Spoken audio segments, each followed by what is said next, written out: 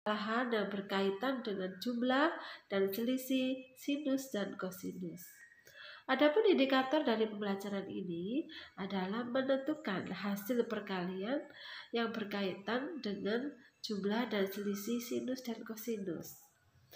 Setelah mengikuti pembelajaran ini, saya berharap kalian semua bisa menentukan hasil perkalian fungsi trigonometri yang berkaitan dengan jumlah dan selisih sinus dan kosinus. Oke, untuk mengawali kegiatan pembelajaran ini, marilah kita berdoa terlebih dahulu. Bismillahirrahmanirrahim. Rabbi zidni ilman warzuqni fahma. Pada pertemuan kita hari ini, kita akan bahas tentang perkalian fungsi trigonometri yang berkaitan dengan jumlah dan selisih sinus dan kosinus. Kita ingat kembali bahwa jumlah dari sinus yaitu sama dengan sin alfa kali cos beta ditambah cos alfa kali sin beta.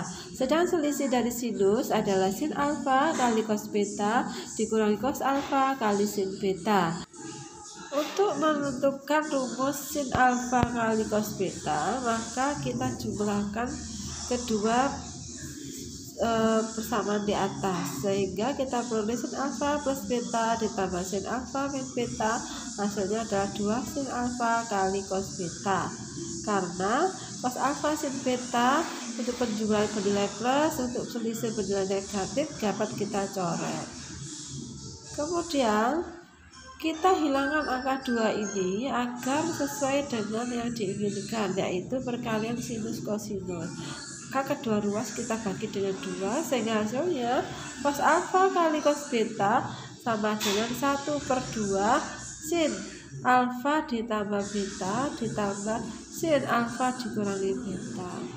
Maka kita dapat menyimpulkan bahwa rumus perkalian sin alfa cos beta itu sama dengan 1/2 sin alfa plus beta ditambah sin alfa min beta. Selanjutnya, untuk menentukan rumus perkalian cos alfa kali sin beta, maka kita buktikan dengan cara mengurangkan dari jumlah sinus, rumus jumlah sinus yang kemarin dengan rumus selisih sinus yang kemarin. Kita kurangkan, maka sin alfa ditambah beta dikurangi sin alfa min beta sama dengan 2 cos alfa kali sin beta. Karena sin alfa cos beta bisa kita coret pada penjumlahan dan selisih sinus tersebut, sehingga hasilnya 2 cos alfa kali sin beta. Agar memenuhi rumus yang diinginkan, maka kedua ruas kita bagi 2, sehingga hasilnya cos alfa kali sin beta sama dengan 1/2 sin alfa plus beta dikurangi sin alfa min beta. Terbukti rumus cos alfa kali sin beta adalah 1/2 sin alfa plus beta dikurangi sin alfa min beta.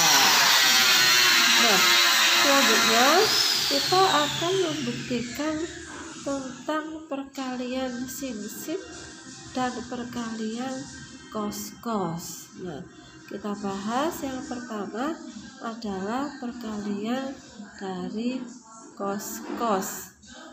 Ya, untuk bukti perkalian atau mencari rumus cos alfa kali cos beta, maka kita perlu mengingat kembali tentang rumus penjumlahan kosinus dan rumus selisih kosinus. Rumus nilai kosinus sama dengan cos alfa kali cos beta dikurangi sin alfa kali sin beta. Rumus selisih kosinus kemarin adalah cos alfa kali cos beta ditambah sin alfa kali sin beta. Kemudian kedua persamaan ini kita jumlahkan, sehingga kita peroleh cos alfa ditambah beta ditambah cos alfa dikurangi beta, hasilnya 2 cos alfa kali cos beta. Karena sin alfa kali sin beta pada penjumlahan kosinus bernilai negatif, sedangkan pada selisih kosinus bernilai positif, maka dapat kita coret. Agar kedua ruas itu sama, maka kita bagi 2 untuk menghilangkan angka 2-nya, sehingga diperoleh cos alfa kali cos beta sama dengan 1/2 cos alfa tambah beta ditambah cos alfa min beta. Maka sudah kita temukan rumus cos alfa kali cos beta adalah 1/2 cos alfa cos beta ditambah cos alfa min beta.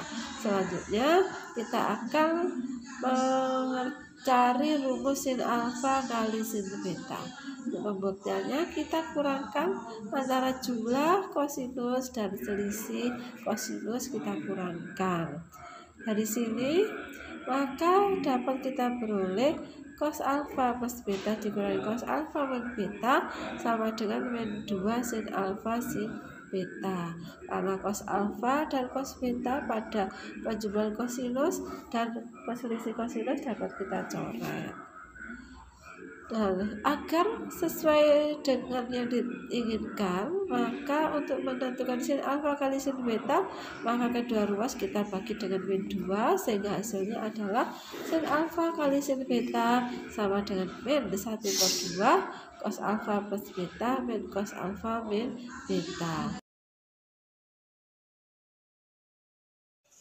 Untuk lebih jelasnya, marilah kita perhatikan contoh berikut ini. 1. Nyatakan 2 sin 40 derajat kali sin 20 derajat sebagai bentuk penjumlahan. Maka 2 sin 40 derajat kali sin 20 derajat, alfanya adalah 40 derajat, betanya 20 derajat, sehingga hasilnya sama dengan cos 40 dikurangi 20 derajat dikurangi cos 40 ditambah 20 derajat sama dengan cos 20 derajat dikurangi cos 60 derajat. Untuk cos 20 derajat kita tidak ada nilainya pada sudut istimewa, yang kita kerjakan yang cos 60 derajat aja, sehingga hasil akhirnya adalah cos 20 derajat dikurangi 1/2. Perhatikan untuk contoh yang kedua, hitunglah sinus 75 derajat kali sin 15 derajat. Alfanya ada 75 derajat. Maka untuk sin 75 kali sin 15 dapat kita hitung dengan rumus yang sebelumnya menjadi setengah kali 2 sin 75 derajat kali sin 15 derajat, hasilnya setengah cos 75 dikurangi 15 derajat dikurangi cos 75 ditambah 15 derajat, sehingga hasilnya sama dengan setengah cos 60 derajat dikurangi cos 90 derajat sama dengan setengah cos 60 derajat adalah setengah cos 90 derajat adalah 0, sehingga hasilnya adalah sama dengan setengah kali setengah dikurangi 0 sama dengan 1/4. Kan contoh yang ketiga, hitunglah nilai 4 sin 1/8pi kali cos 3/8pi. Kita menggunakan rumus yang tadi 2 sin alfa kali cos beta, maka 4 sin 1/8pi cos 3/8pi menjadi 2 kali 2 sin 1/8pi kali cos 3/8pi sama dengan 2 kali sin 1/8pi ditambah 3/8pi. Nah, ini ditambah sin 1/8pi dikurangi 3/8pi. Karena penyebutnya sudah sama, maka langsung kita jadikan 1, sehingga soalnya ini menjadi 2 kali sin 1/2pi ditambah sin min 1/4pi. Jawabannya sama 2 kali 1 min sin 1/4pi, di mana sin 1/4pi sama dengan setengah akar 2. Kita kalikan, kurungnya dihilangkan, sehingga 2 kali 1 2, 2 kali min setengah akar 2 min akar 2. Contoh yang terakhir yaitu sedarakan bentuk 2 cos 75 derajat kali sin 15 derajat.